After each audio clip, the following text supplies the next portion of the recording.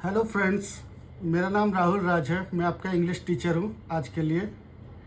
और मैं आज आपको इंग्लिश पढ़ाऊँगा, वो भी हिंदी में। दूंगा रुपये का माल छेवनी में। तो फ्रेंड्स, हम लोग आज सीखने जा रहे हैं types of speech. Types of speech ये बहुत इम्पोर्टेंट टॉपिक है।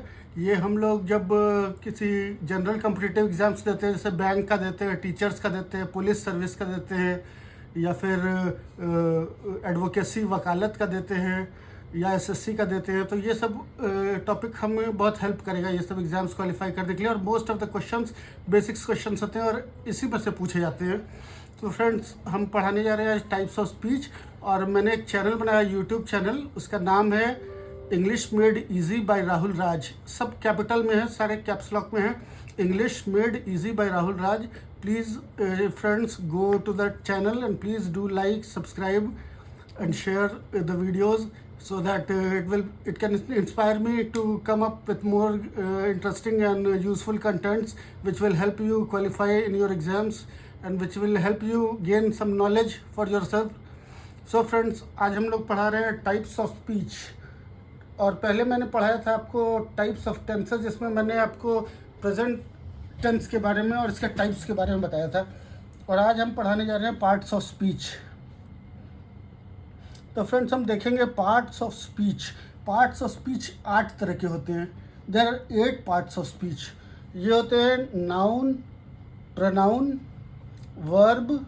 मैं सब आपको हिंदी में अच्छे से एक्सप्लेन करके बता दूंगा, हिंदी में क्या होता है और इंग्लिश में क्या होता है। नाउन मतलब संज्ञा, प्रोनाउन मतलब सर्वनाम, वर्ब मतलब क्रिया, एडवर्ब मतलब क्रिया विशेषण, एडजेक्टिव मतलब विशेषण, प्रीपोजिशन, कंजंक्शन, इंटरजेक्शन। ये 8 तरह के होते हैं parts of speech. Noun, pronoun, verb, adverb, adjective, preposition, conjunction and interjection. तो फ्रेंड्स, ये जो मैंने पूरा टाइप किया हुआ है, ये एक मटेरियल है, एक थ्योरी है, एक राइटअप है, एक स्पीच है, एक एस्से कह सकते हैं, एक स्टोरी कह सकते हैं, एक स्पीच है। और इसमें different parts of speech use किए गए हैं। Noun, pronoun, verb, adjective, adverb, conjunctions, prepositions, interjection, और इसमें सारे यूज़ हुए हैं। और कहीं नाउन सारे यूज़ हुए, नाउन कई बार यूज़ हुआ है, प्रोनाउन भी कई बार यूज़ हुआ है, वर्ब भी कई बार यूज़ हुआ है, उसी तरह एडजेक्टिव भी कई बार यूज़ हुआ है, प्रीपोजिशन भी कई बार यूज़ हुआ है, कंजंक्शन भी कई बार यूज़ हुआ है, इंटरजेक्शन भी कई बार यूज़ हुआ है। तो हम लोग कोई भी चीज़ पढ़ते हैं, इंग्लिश में नॉवेल पढ़ रहे हो या कोई कोर्स की बुक पढ़ रहे हो, इंग्लिश में लिखी हुई है, तो उसमें जो पूरा कंटेंट होता है, पूरी थ्योरी रहती है, पूरा पैराग्राफ रहता है, पूरा चैप्टर रहता है, उसमें सारा हम लोग पार्ट्स ऑफ स्पीच ही तो यूज़ करते हैं। Different parts of speech, noun, pronoun, verb, adverb, adjective, preposition, conjunction, interjection, ये सारे यूज़ करके पार्ट्स ऑफ स्पीच मिलके एक सेंटेंस, एक पैराग्राफ, एक एस्से, एक स्पीच या एक थ्योरी, एक कहानी हम लोग लिखते हैं। तो फ्रेंड्स, हम लोग इसमें देखते हैं ये नाउन, प्रोनाउन, वर्ब, एडवर्ब, ये सब होता क्या है, ये हम लोग डिस्क्राइब करके अच्छे से डिफाइन करके एलेबोरेट करके इसको डीपली बताएंगे कि ये होता क्या है और इसके एग्जांपल्स क्या हैं। तो फ्रेंड्स, देखेंगे हम लोग पार्ट्स ऑफ स्पीच। इसमें पार्ट्स ऑफ स्पीच भी एक सेंटेंस है, अधूरा सेंटेंस है, शॉर्ट सेंटेंस है, लेकिन सेंटेंस है। पार्ट्स ऑफ स्पीच में हम देखेंगे, पार्ट्स है ये आपका नाउन है, ऑफ है ये आपका प्रीपोजिशन है, और स्पीच है ये आपका नाउन है। तो इसमें बस नाउन है, प्रीपोजिशन है और नाउन है, बस यही इस सेंटेंस में यूज़ किया हुआ है, नाउन और प्रीपोजिशन। और किसी चीज़ में जैसे आई ईट अ मैंगो, इसमें आई ईट अ मैंगो, आई एक नाउन है या तो एक सब्जेक्ट है, ईट एक वर्ब है, एक डिनोट करता है नंबर है, और I eat a mango, mango is again a noun, तो वो एक नाउन है। तो इसमें वर्ब यूज़ हुआ, नाउन यूज़ हुआ, वर्ब यूज़ हुआ, नाउन यूज़ हुआ। इसमें हम लोग बस वर्ब और नाउन का यूज़ करके एक सेंटेंस बना रहे हैं जो कि 4 वर्ड्स का है। इसी तरह से हम लोग एक वर्ड ऐसा बना सकते हैं, एक सेंटेंस ऐसा बना सकते हैं जिसमें सारे पार्ट्स ऑफ स्पीच यूज हुए हों। A sentence in which all 8 types parts of speech have been used. देखिए फ्रेंड्स, इसको आप लोग चाहें तो नोट डाउन भी कर सकते हैं, वीडियो को पॉज करके, रिवाइंड करके, स्टॉप करके नोट डाउन भी कर सकते हैं। एक सेंटेंस जिसमें एक सेंटेंस ऐसा जिसमें 8 parts, 8 types of speech have been used. ये हम लोग एक सेंटेंस बनाए हैं, कई तरह के सेंटेंस बना सकते हैं, लाखों सेंटेंस बन सकते हैं, हज़ारों सेंटेंस बन सकते हैं जिसमें सारे पार्ट्स ऑफ स्पीच का यूज़ हुआ। जैसे एक मैंने सेंटेंस बनाया है, I will go to school tomorrow, but if my uncle would come to my house from Bangalore, I would stay at home with him, nicely spending my time. Oh, what a nice feeling. इसमें देखेंगे हम लोग, आई एक noun है या तो pronoun है, will एक प्रीपोजिशन है, गो एक वर्ब है, टू एक प्रीपोजिशन है, स्कूल एक नाउन है, टुमारो एक नाउन है, बट एक कंजंक्शन है जो कि दो सेंटेंस को जोड़ता है, जंक्शन है दो सेंटेंस के बीच में, दो सेंटेंस को जोड़ता है, उसको बोलते हैं, उसको मैं डीपली फिर पढ़ाऊंगा एग्जांपल देके। बट एक कंजंक्शन है, इफ़ एक प्रीपोजिशन है, माई एक प्रोनाउन है, माई जैसे राहुल की जगह माई यूज़ किया हुआ है, अंजलि की जगह माई यूज़ किया हुआ है, तो वो एक प्रोनाउन है, नाउन की जगह जो यूज़ होता है उसको प्रोनाउन बोलते हैं। Uncle is again a noun, uncle कोई किसी व्यक्ति विशेष को दर्शा रहा है, uncle. wood is again a preposition. come is again a verb. To is a preposition. My is a pronoun. Home is a noun. From is a preposition. Bangalore is a noun. I is a pronoun. Would is a preposition. Stay is a verb. At is a preposition. Home is a noun. With is a preposition. Him is a pronoun. Nicely is an adjective. Spending is a verb. My is a pronoun. Time is a noun. O is a interjection. It is expressing some feeling. I'm shocked. It is kind of shock. Oh my God. Oh, what happened? Oh, what the hell happened? It is a kind of shock that can express a sudden feeling of happiness, joy, or sudden feeling of pain, a sudden feeling of sorrow also. We can say, oh my God, what happened? It can be expressed in the way you say a sentence. Oh, what a nice feeling. Oh, I'm very happy, that what a nice feeling. Oh is a interjection. What is a what, which, who, these all are pronoun. O is again denoting a number. Nice is again an adjective. Feeling is again a verb. So in this sentence, all the 8 types of verbs have been used. Here we can say interjection has been used. O. Here we are seeing that conjunction is used, has been used. But is a conjunction. Preposition to is a preposition. Home is a noun. From is a preposition. Spend is a verb. Nicely is an adjective. In this sentence, adverb has not been nicely. Nicely is an adverb. Adverb is which tells you the quality. The adjective verb, क्रिया की विशेषता बताने वाला क्रिया विशेषण, adverb, which is telling you about the adjective or quality of the verb. Spending is a verb.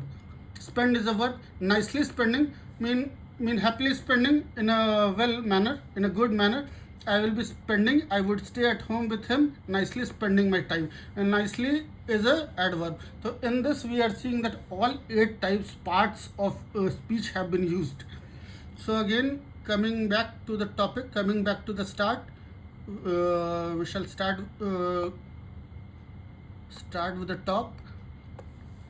Here we are saying that there are 8 parts of speech. First one is noun. Noun is whatever the name, place, thing or group.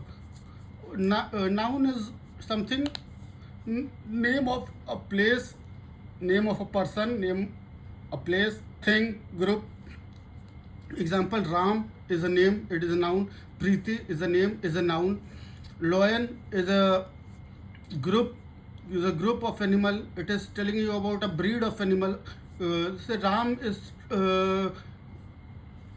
pointing towards a specific person, Preeti is pointing towards a specific person, lion is pointing towards a group of lion. We do not name a lion a horse. We don't call a lion that we don't identify a lion by his name.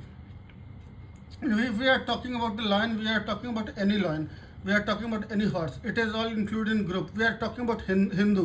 We are talking about Muslim. These are groups and these are nouns. Book is a thing. Mobile phone is a thing. Bottle is a thing. Aeroplane is a thing. Television is a thing. So a noun is whatever. It is a name. It can be a place. It can be a thing. It can be a group. So noun को हम लोग हिंदी में संज्ञा कहते हैं. किसी वस्तु, नाम, चीज़ या किसी समुदाय को जो डिफाइन करे, जो परिभाषित करे, उसको नाउन कहते हैं. तो नाउन इस तरह के होते हैं: Ram, Preeti, lion, horse, Hindu, Muslim, book, mobile phone, bottle, aeroplane, television, etc. And these are unlimited in count. ये अनलिमिटेड होते हैं, ये इनफाइनाइट हो सकते हैं, क्योंकि हमारे वर्ल्ड की पॉपुलेशन ही 7 अरब है. 7 अरब लोगों के नाम हैं, उनके ग्रुप्स हैं, तरह तरह की चीज़ें बनाई गई हैं. तो ये अनलिमिटेड है, ये अनकाउंटेबल भी हो सकता है. और उसके बाद हम लोग आते हैं नेक्स्ट टॉपिक है प्रोनाउन.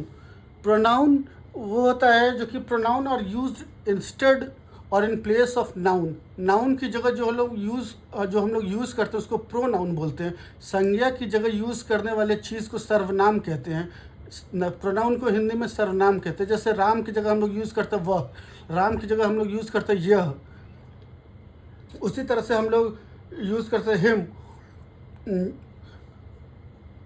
अनामिका की जगह हम लोग यूज़ कर सकते हैं हिम. पारुल की जगह हम लोग यूज़ कर सकते हैं हर. अनामिका की जगह यूज़ कर सकते हैं हर. सुरेश की जगह यूज़ कर सकते हैं हिम. प्रीति की जगह यूज़ कर सकते हैं हर. इसी तरह आई, मैं की जगह, राहुल की जगह यूज़ कर सकते हैं आई. कौन, हु मतलब कौन. We are talking about someone, who, them, yours, anyone, nobody, it, they, this, that. In whatever that is used instead or in place of noun is called a pronoun. Noun की जगह जो चीज़ हम लोग use करते हैं, राम की जगह आई लगा दिया, राम की जगह ही लगा दिया, राम की जगह शी लगा दिया, राम की जगह हिम लगा दिया, तो ये सब प्रोनाउन होता है. वर्ब हम लोग नेक्स्ट टाइप पे आते हैं. वर्ब. वर्ब मतलब क्रिया. क्रिया मतलब कोई काम, कोई एक्टिविटी. लाइक सी, हम देखना, खेलना, दौड़ना, गाना, खाना, पीना, डांस करना, ये सारे वर्ब्स हैं, ये सारे क्रिया हैं, ये सारे एक्टिविटी हैं. जो कि verb is telling about an activity, जो कि एक क्रिया को दर्शाता है, एक काम को दिखाता है. और ये अनलिमिटेड मेनी इन काउंट, ये न्यूमरस हो सकते हैं, बहुत ज़्यादा हो सकते हैं, क्योंकि एक्टिविटी बहुत ज़्यादा होती है. बहुत तरह की एक्टिविटी हैं. अनलिमिटेड तो नहीं होगा, फिर भी एक लिमिट में है, फिर भी मेनी इन काउंट है, इसलिए मैंने इसे स्लैश करके लिखा है अनलिमिटेड और मेनी इन काउंट. उसी तरह से नेक्स्ट टाइप पे हम लोग बढ़ते हैं adverb. Adverb is use to describe the adjective quality of a verb, जो कि एक वर्ब की एडजेक्टिव या क्वालिटी बताए, उसकी वर्ब की विशेषता बताए, उसकी क्वालिटी के बारे में बताए, इसको एडवर्ब कहते हैं. इसको हम लोग क्रिया विशेषण हिंदी में कहते हैं. क्रिया विशेषण मतलब क्रिया की विशेषता बताने वाला. जैसे रन एक क्रिया है, फास्टली रन मतलब तेज़ी से दौड़ना, वो क्रिया की विशेषता बता रहा है. वो दौड़ रहा है तो कैसे दौड़ रहा है, तो फास्टली दौड़ रहा है, तेज़ दौड़ रहा है. मेलोडियस सिंगिंग, गाना एक वर्ब है, उसकी विशेषता बता रहा है. मेलोडियस सिंगिंग, सुरीला गाना, या वेरी अनमेलोडियस सिंगिंग, या वेरी हॉरिबल सिंगिंग, ये तो विशेषता फिर बता रहा है. वो एक मेलोडियस गाना मतलब सुरीला गाना, हॉरिबल सिंगिंग या अनमेलोडियस सिंगिंग मतलब सुरीला गाना नहीं. फास्टली रन, तेज़ी से दौड़ना. Quickly disappear, disappeared is a verb, disappear हो गया, गायब हो गया. क्विकली तेज़ी से, quickly disappeared. Ate too fast मतलब बहुत जल्दी खाना, एट टू फास्ट. खाना एक वर्ब, एट एक वर्ब, टू फास्ट बहुत जल्दी से खाना, या टू स्लो बहुत धीरे से खाना. ये क्रिया की विशेषता बता रहा है, वर्ब की एडजेक्टिव या क्वालिटी बता रहा है. Ate too fast. Dances well, dances is a verb, well is a signifies good. she dances good, she dances well, and this can be unlimited in number, many or many in count, because there are some synonyms also, पर्यायवाची also होते हैं जो कि हम लोग verbs का भी use करते हैं, quickly, very fast, very frequently, ऐसे हम लोग यूज़ कर सकते हैं, फास्टली, इट सिंगिंग, मेलोडियस के भी बहुत सारे सिनोनिम होते हैं, well, good, okay, quickly, fastly, friskly, briskly, ये सब हम लोग यूज़ कर सकते हैं सिनोनिम्स। तो ये मैनी नंबर से आते हैं, क्योंकि एडवर्ब का सिनोनिम पर्यायवाची भी एक एडवर्ब ही होगा, वो मल्टीप्लाई होते जाता है, इसलिए ये सब अनलिमिटेड हैं, मेनी नंबर्स हैं, मेनी काउंट हैं। नेक्स्ट पे आते हैं हम लोग एडजेक्टिव। एडजेक्टिव मतलब विशेषण, जो कि किसी क्रिया की विशेषता या नाउन या प्रोनाउन की विशेषता, नाउन या प्रोनाउन की विशेषता बताता है। क्रिया की विशेषता बताने वाले क्रिया विशेषण होते हैं, जो कि एडवर्ब कहते हैं, एडजेक्टिव वर्ब कह सकते हैं। Adjective, it tells you about the quality of noun और pronoun. It tells you about the quality of noun, संज्ञा या सर्वनाम। जैसे Kiran is beautiful, he is rude, the young boy, the old house. House is a noun, old is a adjective, boy is a noun, young is an adjective, he is a pronoun, rude is an adjective, Kiran is a noun, beautiful is an adjective. So it is telling you about how, what is the quality, or how a noun or pronoun appears, what is its nature. This can be again unlimited or many in count, because the synonym of adjective is also an adjective, and adjectives can be many in numbers, and the synonyms of adjective are also an adjective. So this goes on multiplying. Then we come again to the next type of speech, that is preposition. Preposition is what? It is positioned before a noun or pronoun. एक noun या pronoun के पहले हम लोग इसको position करते हैं या रखते हैं, and it tells you about the position और लोकेशन ऑफ द नाउन और प्रोनाउन। नाउन और प्रोनाउन की ये पोजीशंस या लोकेशन के बारे में बताता है। जैसे एग्जांपल हैं प्रीपोजिशन के to, from, by, with, of, in, about, until, he is a pronoun। तो ये इसमें हम लोग यूज़ करते हैं एग्जांपल, जैसे he will go to house, he is a pronoun, and will go to is a preposition, go is a verb, and it is to whom is a noun. तो to is a preposition which is positioned before the noun. Home is a noun, it is positioned before the noun. To, again the another example is Suraj will come from school. School is a noun and from is a preposition. From is positioned before the noun, so Suraj will come from home. In this, from is a preposition. Parts of speech, of is a preposition, speech is a noun, of is positioned before the noun, so of is a preposition. Pari is a noun, will go with Arjun. Arjun is again a noun, Pari is noun is used, Arjun is a noun that is used in the sentence, and with is a preposition that is positioned before the noun, which is Arjun. Pari will go with Arjun, and this is limited in count, and prepositions are very limited in count. They are only to, from, by, with, of, in, about, until, and there can be a few other prepositions also which I am missing here. You can watch them in detail on Google by googling them. So friends, I am giving you a little flair about the English grammar, parts of speech. मैं थोड़ा सा flare आपको बता दे रहा हूँ English language के बारे में, पार्ट्स ऑफ स्पीच के बारे में, थोड़ा सा ग्रामर का फ्लेयर दे रहा हूँ। इसमें आप लोग थोड़ा सा डीपली स्टडी करना चाहें तो आप लोग गूगल पे, नेट पे जा करके सर्च कर सकते हैं और इसको और डीपली पढ़ सकते हैं। वैसे मैंने यहाँ पे कुछ भी मिस नहीं किया, हाँ कुछ एग्जांपल्स में आपको कुछ और एग्जांपल्स आपको और कुछ एग्जांपल्स मिल जाएंगे गूगल में। ऐसे मैंने आपको कुछ भी यहाँ मिस नहीं किया है, मैंने आपको सारा कुछ दे दिया है जो कि आपको रिक्वायरमेंट है। और मैं नेक्स्ट क्लास में इसको और अच्छे से कवर करने की कोशिश करूँगा, कुछ और ट्रिक्स बताऊँगा, कुछ और एग्जांपल्स बताऊँगा जो कि आपको बहुत इंटरेस्टिंग लगेगा और बहुत ईजिली आप ग्रैस्प कर पाओगे, बहुत ईजिली रिसीव कर पाओगे, अपने आप को दिमाग में बिठा पाओगे, ताकि आपको फिर दिक्कत ना है ये सब चीज़ें एग्ज़ाम में अगर कहीं आ गया, किसी कॉम्पिटिटिव एग्ज़ाम में आप तैयारी कर रहे हो तो आपको कहीं परेशानी ना हो। तो ये मैं आपको बहुत अच्छे तरीके से बता रहा हूँ। और आप इसको नोट डाउन करना चाहें तो स्क्रीन से सारा word by word note down कर सकते हैं। इससे आपको प्रिसाइज वे में और शॉर्ट वे में आपको कहीं नहीं मिलेगा लिखा हुआ। ये मैंने बहुत शॉर्ट वे में लिखा है और इसमें सारा कुछ इसके मीनिंग में जितना भी आता है वो सारा कुछ मैंने कवर कर लिया है। तो कंजंक्शन क्या होता है? Conjunction is 7th form of speech, type of speech. Conjunction it join words, phrases, clauses, sentences.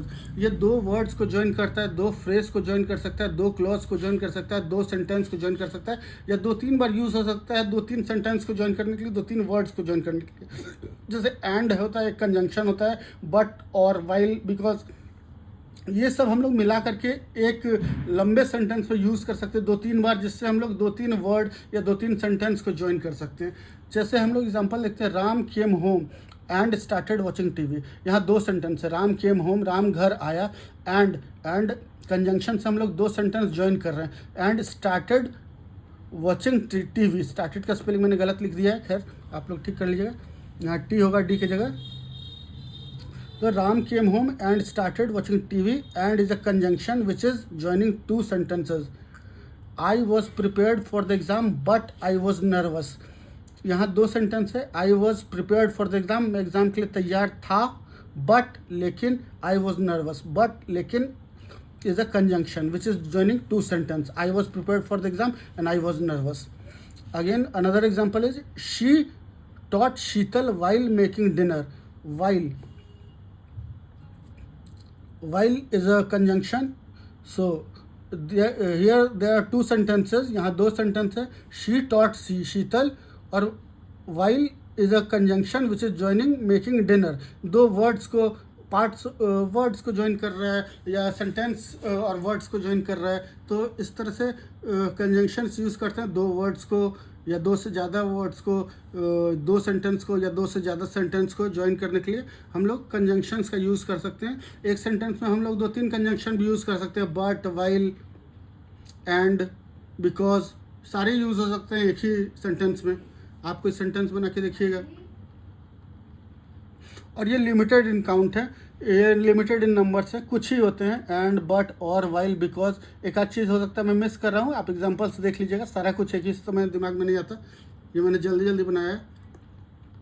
उसके बाद another last type of speech is interjection. It is a word use to express emotion. ये एक emotion को दर्शाता है, एक word ऐसा है जो कि एक्सप्रेसिव होता है, जो कि आपके भाव को दर्शाता है, इमोशन को। जैसे एग्जांपल के लिए ओह, वाओ, ऊप्स। ओह एक फीलिंग है जो कि एक्साइटमेंट में निकल जाता है, कोई सडन फीलिंग है, कोई शॉक है, एक्साइटमेंट है, हैप्पीनेस है, या सॉरो है, या पेन है, हम लोग कुछ बोल रहे हैं ओ। वाओ हम लोग बोलते हैं खुशी को दर्शाने के लिए, हमेशा बोलते हैं खुशी को, जॉय को, हैप्पीनेस को, लाइवलीनेस को दर्शाने के लिए हम लोग वाओ बोलते हैं। ऊप्स बोलते हैं कुछ गलती से मिस्टेक हो गया हो, कुछ सडनली कुछ टूट गया, कुछ जैसे वो होता है ऊप्स, उसको हम लोग बोलते हैं, मतलब कुछ गलती हो गया सडनली, अचानक से ही। जैसे उसका एग्जांपल है ओ माय गॉड, ऊप्स। हम लोग ऊप्स का ऐसे ये सिंबल बनाते हैं जो कि एक्सक्लेमेशन मार्क होता है, जो हम लोग वर्ड के बाद यूज़ करते हैं इंटरजेक्शन को दर्शाने के लिए कि कौन सा इंटरजेक्शन इसमें यूज़ हुआ है। तो ओ माय गॉड, यहाँ ओ छूट गया है, यहाँ पर ओ है, ये एक्सक्लेमेशन मार्क है।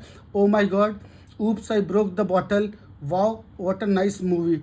ये बता रहा आई ब्रोक द बॉटल मतलब कुछ oops, I broke the bottle, कुछ गलती हो गई, गलती से शीशे का बॉटल था टूट गया, नीचे गिर गया। तो oh wow what a nice movie, oh मुझे मूवी देख के बहुत खुशी हुई, वाओ मैं एक्सप्रेस कर रहा हूँ अपना happiness, wow what a nice movie.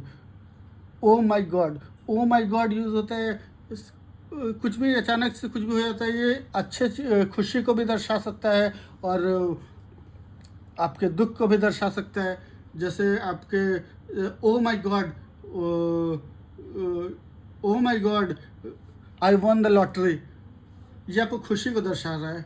फिर बता रहा है oh my God his uncle died, ये आपको दुख को दर्शा रहा है कि हे भगवान ये क्या हो गया, उसके अंकल मर गए, या हे भगवान ये क्या हो गया, मेरी लॉटरी लग गई, ये खुशी को दर्शा रहा है। तो अगेन हम लोग देखिए, हम लोगों ने सारा पार्ट्स ऑफ स्पीच कवर कर लिया है इस वीडियो में। इसमें हमने देखा 8 पार्ट्स ऑफ स्पीच है, noun, pronoun, verb, adverb, adjective. आप लोग वीडियो पॉज करके इसको लिख भी सकते हैं कि मैंने क्या लिखा हुआ है। एडजेक्टिव, प्रीपोजिशन, कंजंक्शन, और इसके एग्जांपल्स भी दे दिए हैं मैंने। इंटरजेक्शन, ये 8 है। और फिर try to make any sentence in which all the type 8 parts of speech have been used और only 4 types of parts of speech have been used और 3 पार्ट्स ऑफ स्पीच। इस तरह से मिक्सअप करके हम लोग बना सकते हैं। ये कॉम्प्लेक्स सेंटेंस होता है, एक सिंपल सेंटेंस होता है, एक कॉम्प्लेक्स सेंटेंस होता है। तो इसमें मैंने ये बनाया है अ सेंटेंस जिसमें 8 parts of speech have been used. I will go to school tomorrow, but if my uncle would come to my home from Bangalore, I would stay at home with him, nicely spending my time. Oh, what a nice feeling. इसमें हम लोगों ने देखा कि इसमें 8 types of speech have been used. तो friends, please do like, subscribe and watch my videos and go to my channel which is English Made Easy by Rahul Raj.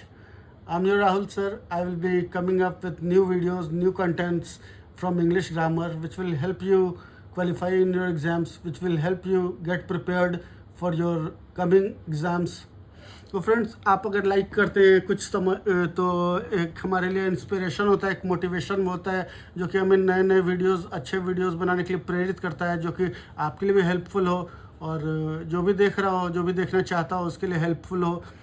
तो friends, ये please do like and subscribe my YouTube channel and like and comment. आपको कुछ confusion हो, कहीं आपको लगे कि मैंने कुछ मिस कर दिया हो, कहीं कुछ गलती हो या कहीं कुछ अच्छा लगा हो, तो आप प्लीज़ कमेंट करके आप जो भी कुछ आपके दिमाग में है, जो भी आपके मन में वीडियो को देख करके आया, वो प्लीज़ आप कमेंट करके बता सकते हैं। इससे हमें हेल्प मिलेगी।